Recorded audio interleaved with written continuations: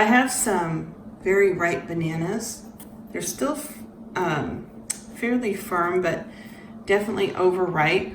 So I'm gonna make some banana nut bread. This is my mom's recipe. What you'll need is 1 cup of sugar, an egg, 3 very ripe bananas mashed, 3/4 cup of milk, 3 tablespoons of oil, and then 2½ cups of flour,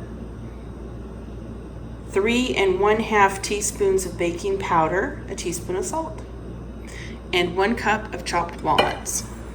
So we're gonna get this put together.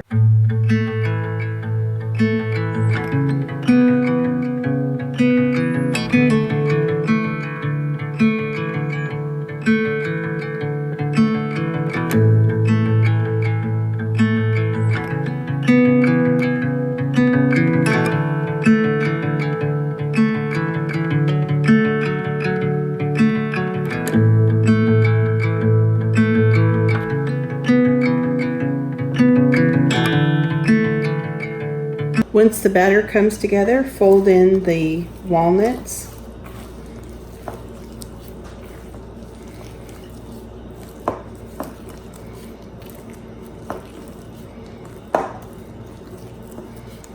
Pour the batter into a loaf pan that you've sprayed with cooking spray.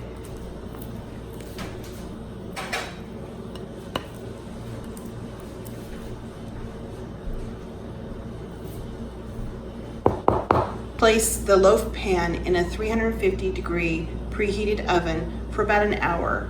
It slid right out of the pan. I have it on a rack and I'm just gonna let it cool before we cut into it. You can see what a beautiful banana nut bread this is. It's a delicious recipe. Hope you guys give it a try. All right, talk to you guys later.